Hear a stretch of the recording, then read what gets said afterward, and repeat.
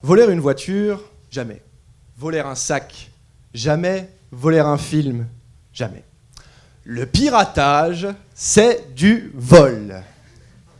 Si vous avez légèrement plus de 20 ans, vous vous souvenez probablement de ces annonces quelque peu dérangeantes et alarmistes diffusées avant chaque visionnage d'un DVD au début des années 2000. Ce qu'il faut bien comprendre, c'est que ces messages participaient à l'instauration dans l'imaginaire collectif d'une guerre que les instances gouvernementales et l'industrie du divertissement se préparaient à mener. Celle de la transposition nette et brutale dans le monde numérique des lois protégeant les droits d'auteur dans le monde physique.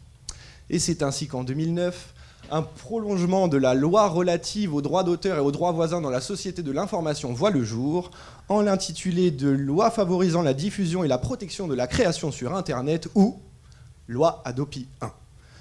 Le principe est plutôt simple. Endiguer le téléchargement en peer-to-peer en se basant sur des dispositifs de surveillance massifs débouchant sur des avertissements gradués à grande échelle. Immédiatement décrié par une partie des observateurs extérieurs, sa mise en application soulèvera également l'indignation de certains députés se plaignant de recevoir des pressions constantes en provenance d'un lobby du divertissement tentaculaire.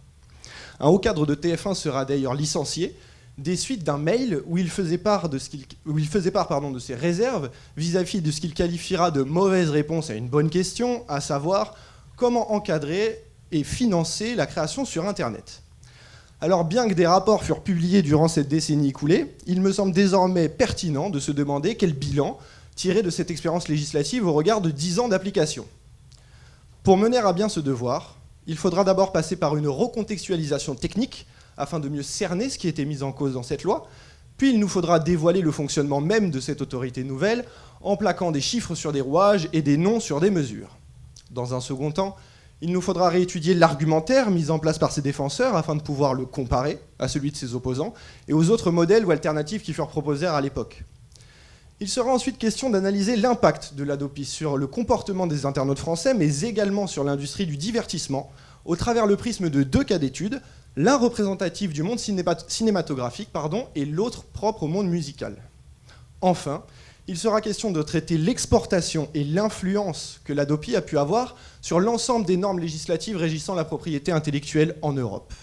Alors, véritable antagoniste des libertés individuelles au service d'une industrie vorace, ou simple outil, ayant permis la cohabitation concomitante de la création salvatrice et du profit, ce devoir s'efforcera de poser un regard analytique et lucide sur l'Hadopi, afin de mieux cerner son empreinte et savoir si elle nous laisse en définitive autre chose que plusieurs millions de mails restés sans réponse.